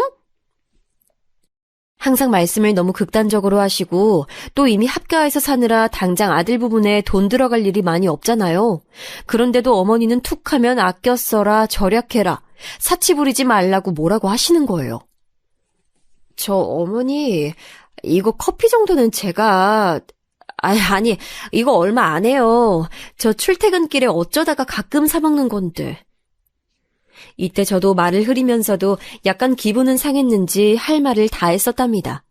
어머니는 제가 반박만 했다 하면 곧장 미간을 찌푸리시면서 뭐라 답을 안 하시는 거예요. 사실상 이게 제일 사람을 미치게 만드는 것 같은데 바로 다름 아닌 삐지는 거란 말이죠. 뭐라고 대꾸를 해서 오고 가는 말이 있으면 사실 뭐 그 자체도 기분이 나쁠 수는 있어요. 그런데 저렇게 입 다물고 아무 말도 안 하고 인상만 확 쓰고 있는 건 더 눈치를 보게 만들어요. 저 어머니 식사하실 거죠? 저녁 준비는 제가 할게요. 뭐 드시고 싶으세요? 저녁 무렵쯤 이렇게 제가 여쭤보면 어머니는 입이 아주 대빨 나와서는 인상을 팍 쓰시더니 아주 짧게 툭 하고 대꾸하시는 거예요. 내가 할 거야. 너 저리 나와 있어. 그냥 이렇게 저를 제대로 쳐다보지도 않고 툭 뱉으시고는 그대로 씩씩거리면서 주방에서 냄비나 소스, 재료들을 쾅쾅거리면서 마구 내치시더라고요. 그럼 어쩌다 일찍 퇴근해서 왔다가 저녁 준비하는 내내 눈치 보면서 어머니 주변을 맴돌아야 하는 거예요. 한 집에 살고 있는데 꼭 그렇게 분위기를 불편하게 만드시더라고요. 게다가 아들이 집에 돌아오면 그제서 막 앵기듯이 앵앵거리면서 본인 얘기를 잔뜩 해대시고요. 저랑 남편이 둘이 뭔가 얘기하고 어쩌고 할 시간도 주지 않으시고 거실 소파에 아들 옆자리를 냉큼 차지하시고는 그대로 붙어서 계시는 겁니다. 도통 신혼부부에 대한 배려도 전혀 없으셨고 참다 못한 제가 둘이 가끔 데이트를 하려고 하면 그렇게 어디가 아프고 힘들다며 생떼를 쓰셨어요. 이게 암 환자 시어머니를 둔 나의 숙명인가 생각해보니 아무리 생각해봐도 내가 왜 사서 이 고생을 하고 있나 싶더라고요. 친정엄마는 그래서 그렇게 결혼을 말리셨나 싶었고요. 수지, 너 내가 그렇게 말렸잖아. 이제 와서 후회한들 뭘 하냐. 김서방 인상도 좋고 수더분해 보이긴 하지만 너무 우유부단해 보였어. 지 엄마랑 네 사이에서 뭐 얼마나 제대로 중심을 잡아주겠어. 끼케야 뭐 한두 마디 하고 말겠지. 암 환자랑 같이 사는 건 자식이라도 힘들어. 근데 네가 뭘 안다고 겁도 없이 며느리로 들어가서 같이 살고 있어. 어우, 속 터져 진짜. 장담하건대 너는 니네 시어머니 돌아가실 때까지 그 집에서 못 나와. 그리고 요즘 암 걸려도 잘만 오래오래들 살아. 그 핑계로 니네 계속 데리고 못 나가게 할걸. 엄마의 말이 너무 과격하게 들려서 심했다고 생각했던 걸 보니 그때는 제가 아직 덜 불편했었나 봐요. 어머니는 시간이 지날수록 저를 너무 갑갑하게 만들고 숨막히게 만드시더군요. 아예 대놓고 시집살이를 시키면서 막말을 하진 않지만 마음에 안 드는 게 있어서 삐지시면 며칠을 갔어요. 그리고 저랑 남편이 주말에 나들이나 여행이라도 가려고 하면 그렇게 아프다고 앓는 소리를 내셨고 한번 폭발해버린 제가 멋대로 나가버리자 그때 야단을 치시더라고요. 이리 와서 좀 앉아봐라. 너 아무리 그래도 이 집에 어른이 살고 있는데 말버릇이 그게 뭐야, 어? 너 내가 아픈 거 알잖아. 아픈 시어머니 두고서 말버릇이 그게 뭐냐고. 이 집이 네 집이니? 그렇게 문 쾅쾅 닫고 다닐 일이야? 저는 웬만하면 참고 어머니와의 자리를 피하려고 했지만 한 집 살고 있는 데다가 제 스트레스도 엄청났거든요. 암 환자한테 독서를 퍼부은 못된 며느리라는 말 듣기 싫어서 참았는데 그날은 저도 어떻게 돼버렸던 것 같아요. 어머니 입장에서만 그리 말씀하시면 안 될 것 같은데요. 전 최선을 다했어요. 어머니 아프신 것 같아서 주말에 우리 둘이 어디 나가고 싶어도 참고 돌봤고 같이 있어드렸잖아요. 그렇게 지내온 게 벌써 신혼 1년하고도 반년이 다 넘었어요. 그러면 저희 부부끼리 좀 어디도 가고 데이트도 해도 되는 거 아닌가요? 그냥 같이 사는 동거인이 아니라 저희는 부부예요, 어머니. 어머니는 제가 이렇게 말을 하니 다 알아듣는다는 표정으로 저를 보고 있으면서도 금세 눈에 눈물방울이 뚝뚝 떨어지시는 거예요. 게다가 이 말을 하고 있을 때 남편이 뒤쪽에 어정쩡하게 서 있었어요. 자기 엄마가 눈물이 그렁그렁한 모습을 보니 제 편을 애지간하면 들어주려던 남편도 마음이 약해졌었나 봐요. 엄마 왜 그래? 울어? 저는 여기서 정말 휘청할 뻔했답니다. 정말 너무 뻔하고 뻔한 생각하고 싶지 않은 패턴으로 상황이 흐르는 거예요. 며느리 말에 충격받은 아픈 시어머니가 스르륵 주저앉아 소파에 기대 있고 그 모습을 아들이 위로해주는 상황. 저는 그 꼴을 보고 싶지 않아서 과감하게 핸드폰 들고 집 밖으로 나가버렸어요. 뒤늦게 남편이 저에게 전화를 걸어왔으며 제발 자기 한 번만 좀 봐달라고 하는 거예요. 수지야, 나도 다 생각이 있어. 우리 1년 안쪽으로 근처에 집을 얻자. 응? 이사를 가자. 나도 많이 생각해봤는데 너랑 엄마 사이에서 더 이상 이렇게는 못 있을 것 같아. 처음부터 내가 생각을 잘못한 것 같아. 우리 그냥 어머니랑 따로 살자. 그리고 내가 자주 찾아뵐게, 응? 남편은 제가 이 무렵 때 꽤 심한 소리를 하고 이혼하자는 얘기도 했었기 때문에 그런지 자기가 알아서 해결 방법을 저에게 제시하더라고요. 알아서 본인이 답을 찾아왔으니 그냥 참고 들어가게 됐어요. 그리하여 우리는 근처에 집을 얻게 됐고 이걸로 어머니에게 통보를 할 때도 엄청난 진통을 겪어야 했어요. 그래, 그럼 전부터 나간다고 했으니 그래야지. 그래, 집은 알아봤고? 어머니는 이 말을 하시면서도 말을 다 못 잇겠다는 듯 아주 괴로워 죽겠다는 얼굴로 우리를 응시하시는데요. 정말 제가 죽겠더라고요. 그러면서 밥을 안 드시고 무언에 투쟁을 하시는데 한눈에 봐도 얼굴이 파리하게 말라가는 거예요. 와, 진짜 안 되겠어서 남편에게 선택을 하라 했고 남편은 아주 큰맘 먹고 저를 따라 이사를 했어요. 어머니는 그때 대단하게 충격을 받으신 것 같았어요. 그런데 저도 그쯤 되니까 머리가 차가워지고 아주 냉정해지더라고요. 남인 어머니한테 이렇게 휘둘려서 내 젊은 인생이 엉망이 될 순 없으니 그냥 큰맘 먹고 쪼개지기로 한 거죠. 어머니로부터 떨어져 나온 생활이 시작되긴 했고 우리는 얼마 안 되어 아기를 갖게 됐어요. 그런데 참 요상하게 말이죠. 남편이 저를 따라서 나와준 건 참 고맙게 생각해요. 암 환자인 엄마를 두고 그런 선택을 하는 건 진짜 힘드니까요. 고마운 건 고마운 건데 다른 한 가지 이상하게 분가를 하고 나서부터는 남편이 묘하게 아주 기이한 효자 노릇을 하고 있는 거예요. 게다가 저에겐 그것에 대해서 딴지 걸 것이 없도록 조건을 하나 걸어두더라고요. 왜? 나는 우리 엄마도 그냥 놔두고 수지 너를 따라 나왔어. 내가 뭘 어쩐다고 했어? 그때도 말했잖아. 엄마 자주 들여다보긴 할 거라고. 지금도 엄마가 아프다고 해서 가는 건데 그게 그렇게 잘못된 거야? 내가 남편 낸 도리를 안 한 게 아니잖아. 이 인간은 그렇게 말해두고 입덧하느라 힘들어하는 저를 놔둔 채 자기 엄마랑 저녁 먹으러 그쪽 집으로 넘어간 거예요. 전 신물이 올라오고 속이 울렁거려 죽겠는데 아무렴 암이라서 지금 관리하느라 힘든 자기 엄마만 하겠냐는 거죠. 이 시기 때 그렇게 많이 싸우고 이윽고 시간이 지나서 저는 딸아이를 낳게 됐답니다. 이때는 어머니는 본인이 하신 말이 무색할 정도로 매번 우리 집에 오시려고 하더군요. 이봐. 저녁에는 승철이가 우리 집으로 넘어오고 아침에는 내가 이리로 우리 손녀 보러 오고 엄하게 맨날 버스비며 기름값 버리고 이게 뭐냐고. 그냥 한 집에 살았으면 두루두루 절약했을 텐데 아유, 예민한 누구씨 때문에 꼴이 이렇게 돼버렸어. 아유, 지금이라도 늦지 않았어. 방 비워져 있으니까 들어오려면 들어와. 저는 기가 차지도 않아서 그냥 지켜보다가 얼마 후에 남편에게 이 부분에 대해서 얘기를 종결지었어요.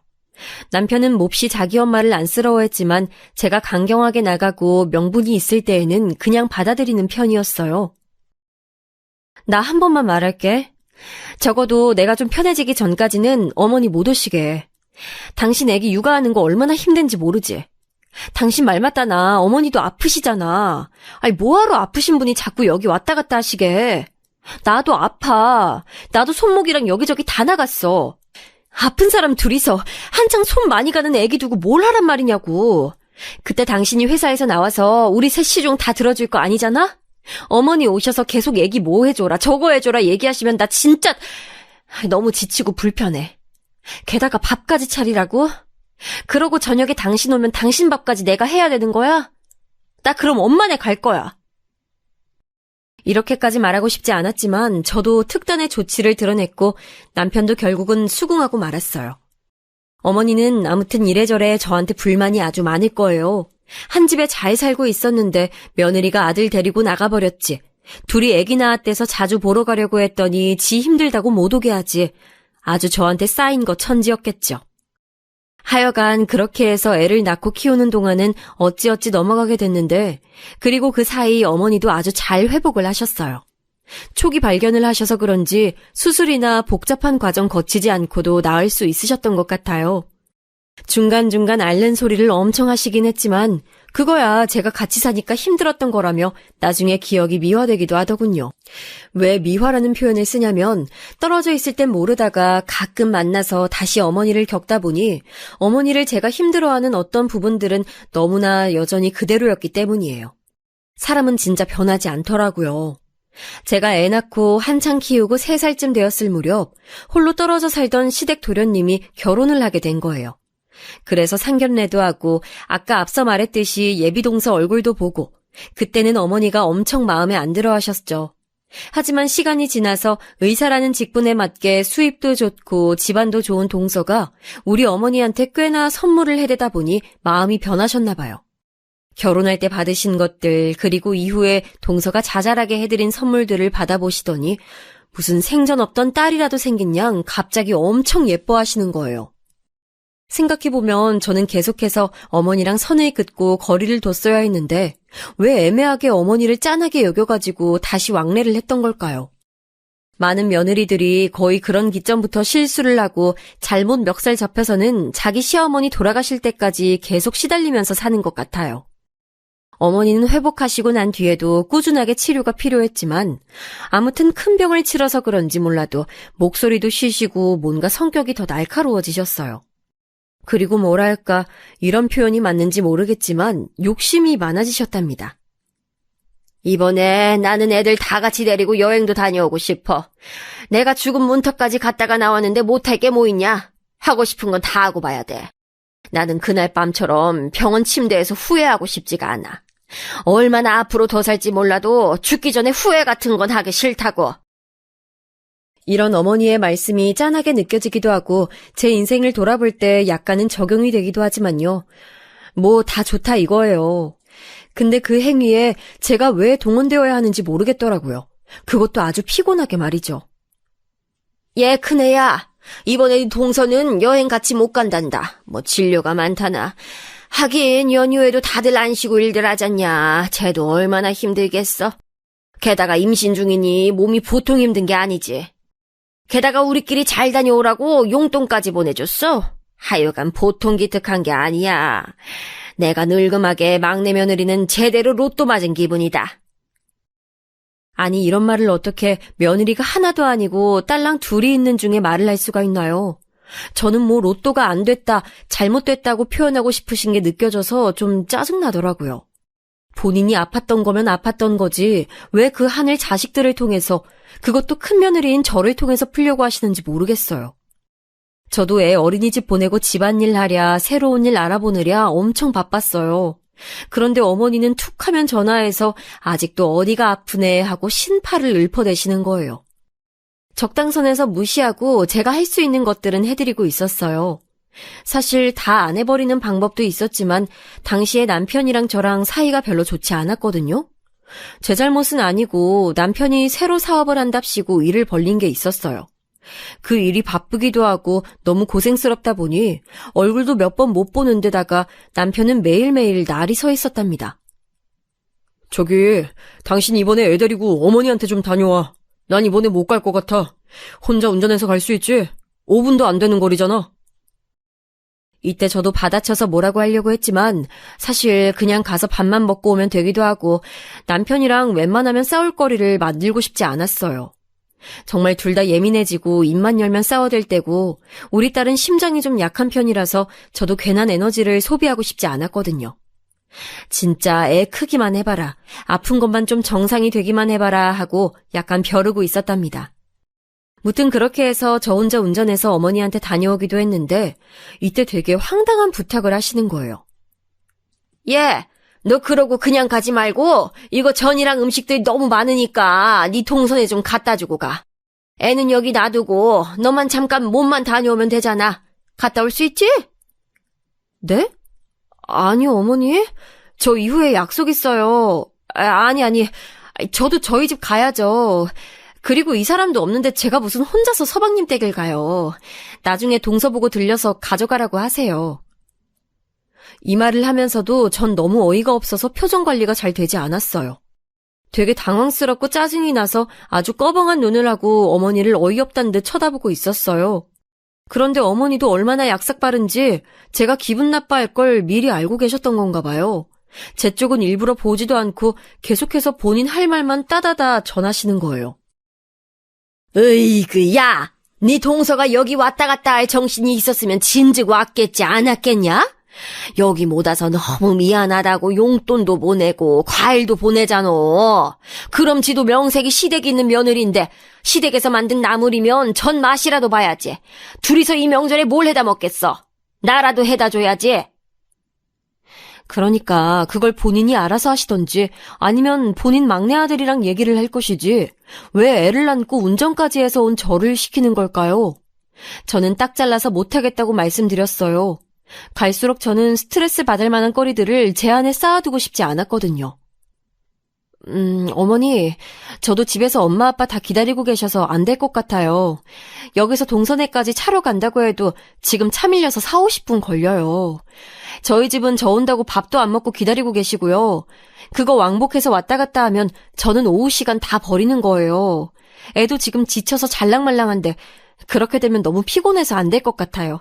나중에 동서랑 얘기하시던지 아니면 서방님 오라 하세요. 이렇게 톡 쏘아 붙이면서도 전 하나도 너무한다는 생각이 들지 않았어요. 본인 아들, 둘째 아들과 그 며느리가 안아본 것에 대해서는 한마디도 못 해놓고 이 자리에 꾸역꾸역 시어머니 혼자 명절 보낼까 찾아온 저한테 그러시면 안 되는 거잖아요. 제가 무슨 동네 북도 아니고 왜 온 김에 다 시켜 먹으려고 하는 거냐고요. 어머니는 역시나 그 꽁한 성격답게 그때 입을 꽉 다무르시더니 잔뜩 화가 난 표정을 지으시더군요. 그러면서 너무 웃긴 게 삐진 티를 아주 단단히 내시는 거예요. 전 부치고 잡채하는 건 저랑 같이 해놓으시고서 막상 집에 간다고 준비하는 저한테는 조금도 내주시질 않더라고요. 무려 제가 직접 했는데도 말이죠. 저도 이미 기분 버릴 대로 다 버려서 그냥 대충 챙겨 입고 졸려서 칭얼대는 딸내미를 안고 그냥 나와버렸어요. 그리고 어머니는 그걸 갖다가 그 다음날 단톡방에 정말 믿을 수 없는 넋두리를 늘어놓으시면서 터뜨리셨더라고요. 내 팔자가 복이 없어서 서방 보내놓고 암이나 걸리고 내 말 들어주는 사람도 없고 이번 명절은 정말 너무 우울하다. 둘째네는 늦게라도 다녀갔으니 고맙다. 니네 얘기 아니니까 신경 쓰지 말아라. 이렇게 글을 몇 줄 써두셨는데 저 아침에 일어났다가 이 통 내용 보고 정말 기절할 뻔했잖아요. 너무 스트레스 받아서 말이에요. 당장 전화해서 따질까 말까 하다가 남편이 외려 저를 다그치길래 이제 이쪽이랑 싸우게 됐어요. 당신 어제 어머니한테 안 갔어? 내가 다녀오라고 했잖아. 와, 어이가 없네. 내가 하고 싶은 말을 당신이 하고 있어 지금. 나 어제 갔다 왔다 어머니한테. 전화해서 지금 삼자대면 해볼래? 나도 지금 어머니한테 따지고 싶어. 왜 글을 그 모양으로 써놔서 하소연을 하고 계시냐고. 지금 동선에만 쏙 빼고 아니라고 말하는 자체가 뭐야. 큰 며느리인 나한테 불만이라는 거 아니야? 나 이런 식이면 이제 어머니한테 안 갈 거야. 그러면서 둘이 얼마나 불티나게 싸워댔는지 생각해보면 싸운 것도 웃겨요. 남편이 무조건 저한테 미안해해야 하는 부분 아닌가요? 저보고 왜 말을 그렇게 하냐며 엄마 기분 하나 못 맞춰주냐면서 물고 늘어지더라고요. 그러니 저는 점점 남편과 어머니에게 이골이 나기 시작했고 그 다음 명절에도 저 혼자서는 안 간다고 버텼어요. 결국 그 해에는 제가 안 가고 동서만 갔었던 건지 동서가 아주 보란듯이 사진을 찍어서 올렸더라고요. 이런 부분들이 너무 얄밉게 느껴졌어요. 그러던 어느 날 갑자기 동서가 저한테 만나자고 하는 거예요. 형님, 시간 되세요? 괜찮으시면 제가 그쪽 동네로 찾아뵐게요. 다른 게 아니라 형님 찾아뵙고 드리고 싶은 말씀이 있어서요.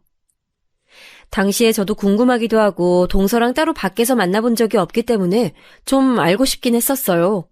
우리 집 근처로 자기가 찾아와서는 외제차에서 내리면서 몬 과일 세트랑 쇼핑백들을 갖고 내리더군요. 어머, 동서 이게 뭐야? 뭐 이런 걸 갖다 줘. 에이, 형님. 제가 결혼하고 정신이 없어서 얼마간 형님을 챙겨야 하는데 그러질 못했어요. 이거 얼른 사용하지 마시고 받으셔요. 그렇게 말하면서 저한테 쇼핑백을 내미는데 일순간 기분이 좋았지만 그래도 좀 마음이 편하진 않더라고요. 그렇게 저한테 선물을 잔뜩 하고는 각자 주문해서 차를 마시게 됐어요. 별로 편하지 않은 관계의 동서였고 그리고 명절에 자기가 다녀온 티를 내면서 여우짓을 하던 모습이 좀 쎄하더라고요.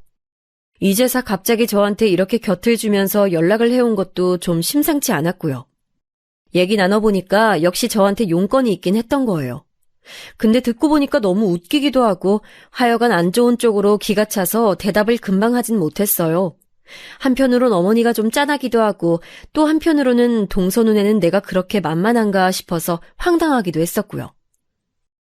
저 형님 다른 게 아니라 아주 중요한 얘기예요. 우리 어머니 암이셨잖아요. 근데 몇 번 상황을 제가 좀 지켜보니까 재발이 되실 수도 있고 혹 아니라고 해도 이제 자식들이 조금은 역할을 나눠가야 할 것 같더라고요. 저희 남편도 한참 그 부분에 대해서 관심이 많아요. 어째 점점 뉘앙스가 누군가가 결국은 언젠가 모셔야 하지 않냐 그 얘기인 것 같았고 역시나 제 예감은 적중했어요. 제가 슬쩍 중간에서 말을 가로채서 먼저 물었죠. 그러니까 동서 말은 그거지? 누군가 모셔야 할 텐데 그게 동서는 안 될 것 같다. 어려울 것 같다. 이 얘기야? 탁 집어서 물었더니 동서는 일순간 안경 너머로 눈이 잠깐 커지더니 다시 난감한 듯 웃으면서 말하는 거예요. 아유, 얘기가 그렇게 전달이 돼버렸네요. 사실 뭐 크게 다른 얘기는 아니긴 하지만 네, 아무튼 저도 그런 의미로 말씀을 드린 거긴 해요. 아시다시피 저희 아빠 병원이 엄청 바쁜 관계로 지금 남편이 혼자서 애 케어하는 것도 힘들 정도로 제가 집안일을 못해요. 진짜 엉망진창이라 애도 불평하고 남편도 엄청 뭐라 말을 하고 있거든요. 이 정도로 살림솜씨도 없고 가정을 거의 못 돌보고 있네요. 이때쯤 저도 슬쩍 미간에 주름이 잡히더군요. 동서, 말 돌리지 않고 바로 말해줬으면 좋겠어. 그니까 동서는 어머니 모시는 상황이 오면 안 될 것 같다는 얘기잖아, 그치?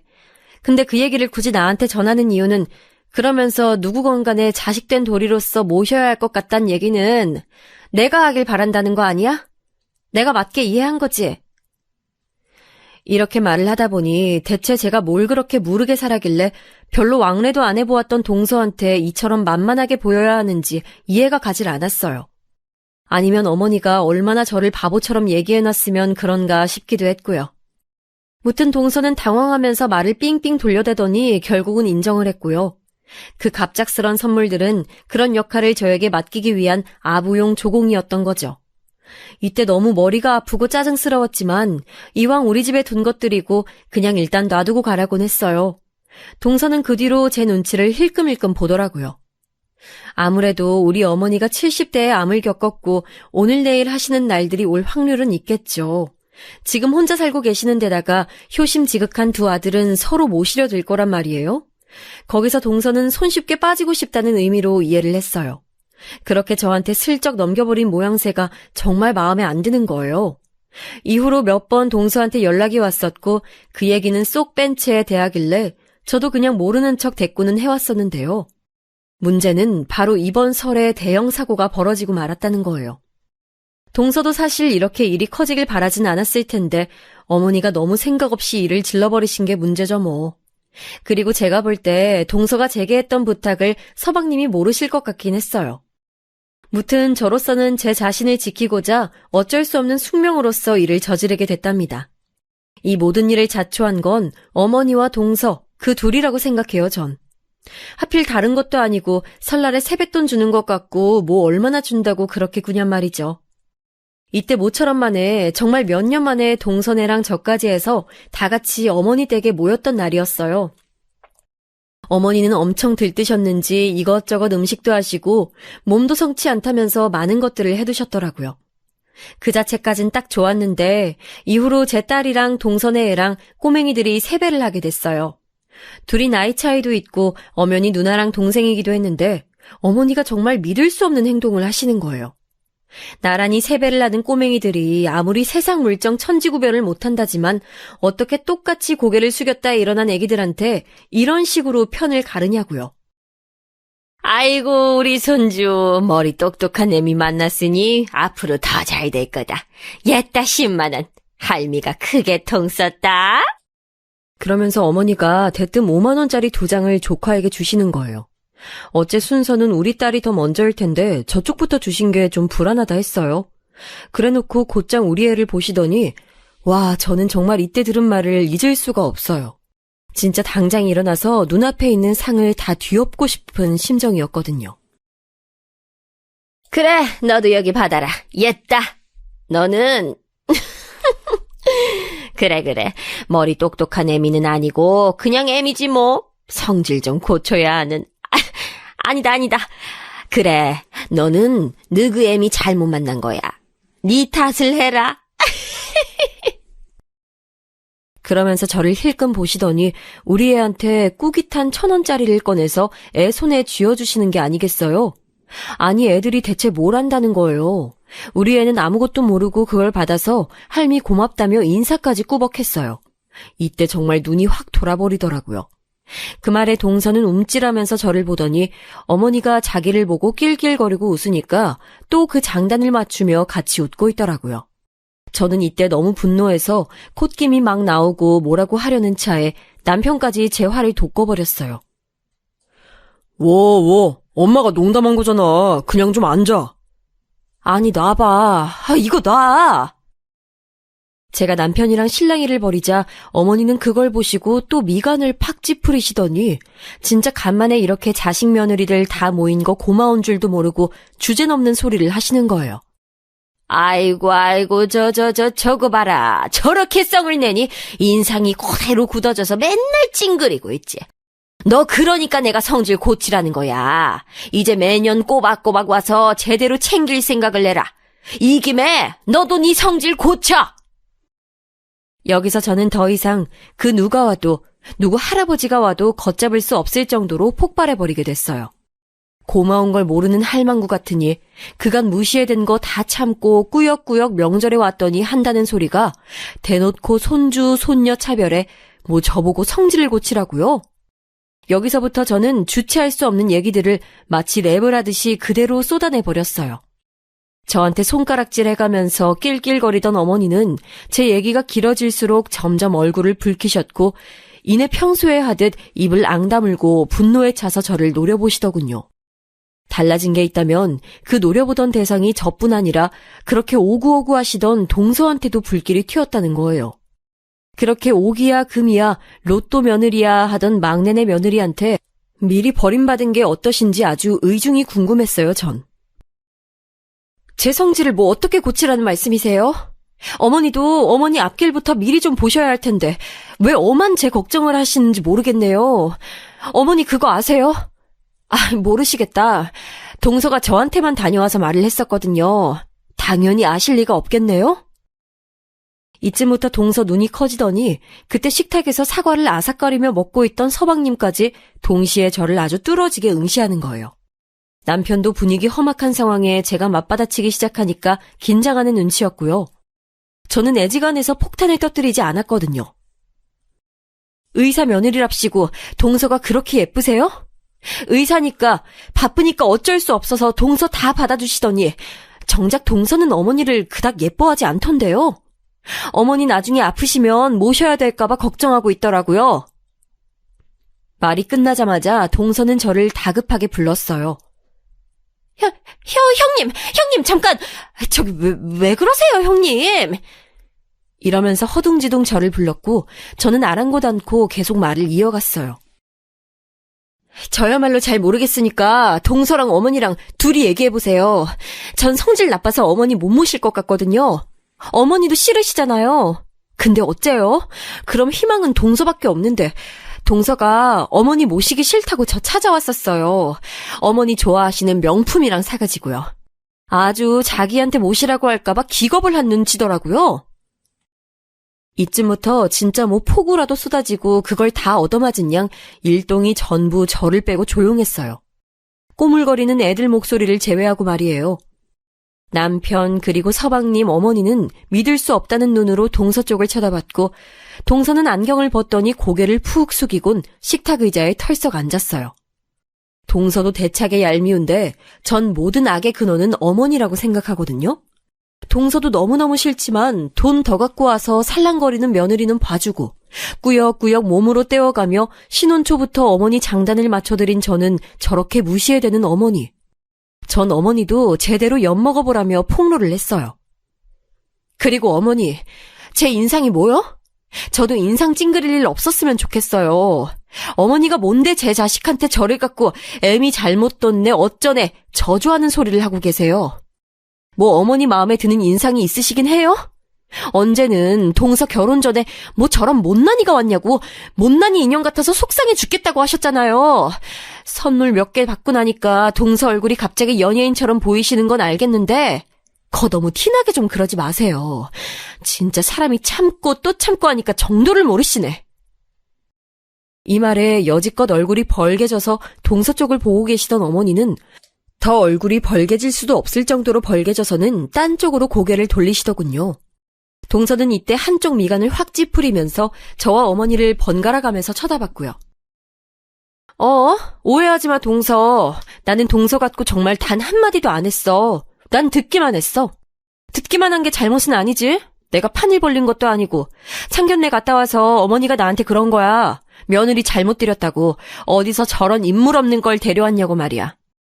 그러고 보면 동서도 그런 입지에서 어아둥둥 로또 며느리 되느라 되게 고생했다. 그치? 더 이쁨 받으려면 어머니 모시는 걸로 금메달 따야지. 왜 여기서 포기해? 포기하지 말고 한번 잘 모셔봐. 난 이미 틀렸어. 여기까지 말하고 나서도 분이 안 풀려 죽겠는데 남편이 저보고 적당히 하라며 나가자고 하더군요. 왜? 내가 자기 어머니한테 야단 맞고 별 말 같자는 소리 듣고 있을 때 당신 가만히 있었잖아. 왜 그때는 이렇게 안 말렸어? 어머니가 싫은 소리 들으니까 기분 나빠? 그럼 나는 당신 되게 웃긴다 진짜. 아니 여보 좀 조용히 해. 왜 그러냐고. 애들이 듣잖아 좀 제발. 뭐? 그럼 어머니는? 우리 애 들으라고 직접 귀에다 대고 하신 말은 아무렇지도 않나 보네? 당신이 그러고도 애 아빠 맞아? 애가 무슨 남의 집 딸이야? 당신 뭐 옆집 싸움 구경 왔어?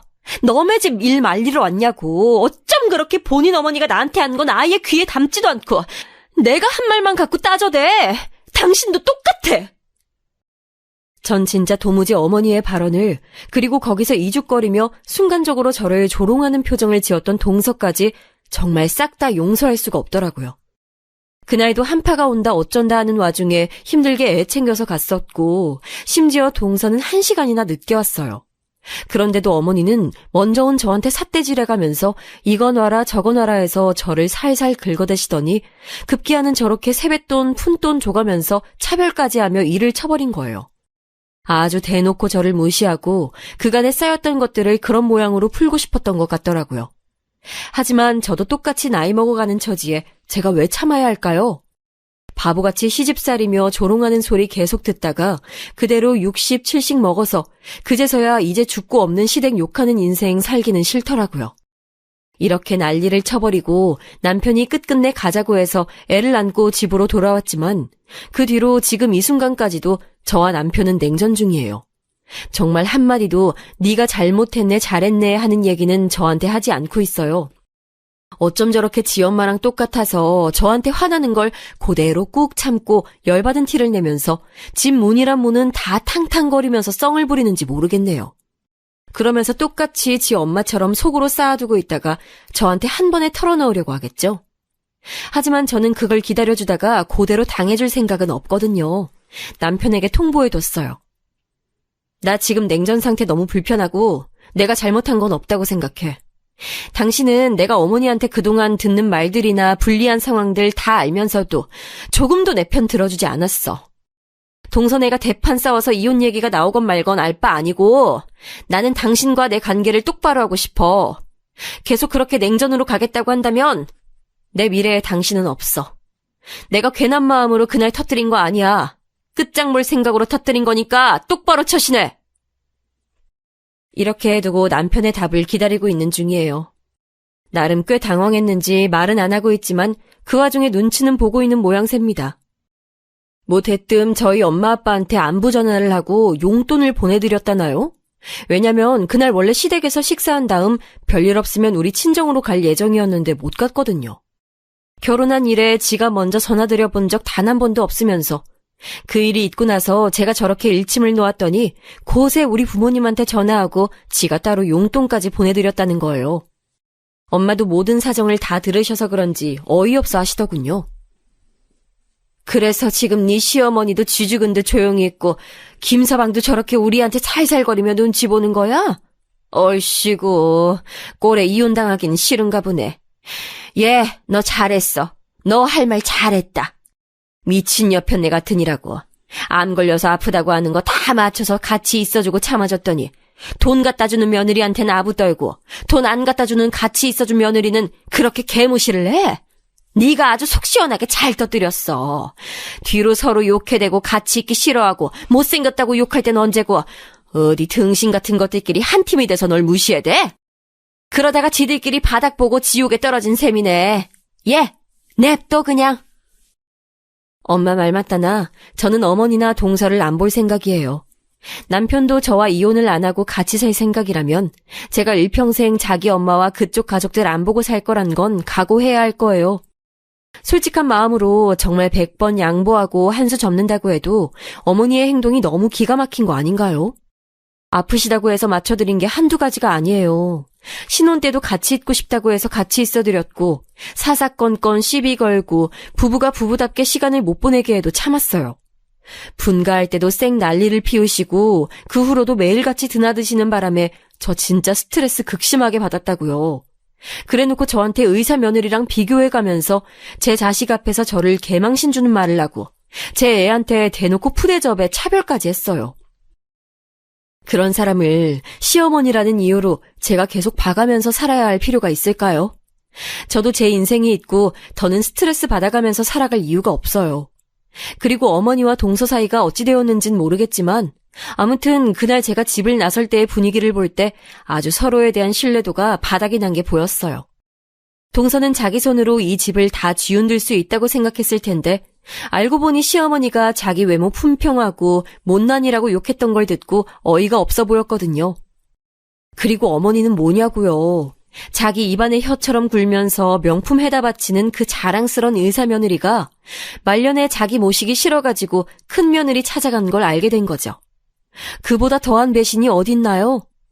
하여간에 사람은 죄짓고 살면 안 되는 것 같아요. 남한테 함부로 하고 해가 되게 굴었던 행동들 그대로 저렇게 지들이 돌려받고 뒤통수 맞았잖아요. 무튼 저는 이날 폭로해버린 게 제 그간 인생사 중 가장 잘한 일이라고 생각하고요. 올해 첫 시작을 열면서 정말 저의 답답하고 지루했던 결혼 생활을 비로소 해소한 일이라고 봐요. 또 같은 기회가 있다면 똑같이 했을 거고요. 제 안에서는 이미 어머니와 인연을 끊었고 그 둘도 이제 원수만도 못한 사이가 되었을 텐데 명절에 이제 누가 왔다 갔다 할지 참 볼만하겠네요. 그냥 둘이 그렇게 평생 백년해로 했으면 좋겠네요. 저는 2번 다시 시댁이라는 것에 얽매이지 않고 편하게 제 인생 살 예정이에요. 남편이 어떻게 결정하느냐에 따라서 결혼 생활도 생각 중이라 많은 방편들을 생각하고 있네요. 생각보다 술술 떠오르는 걸 보니 결혼 내내 저도 너무 많이 지쳐있나 봅니다. 지 엄마밖에 모르는 것들은 아예 장가를 가면 안 되고 장가를 가서도 그 모양이면 언제건 다시 혼자가 되어 살 각오도 해야 된다고 봐요. 그럼 속 시원히 털어놓고 저는 또 제 하루를 열심히 살아가도록 하겠습니다. 모두들 건강하세요.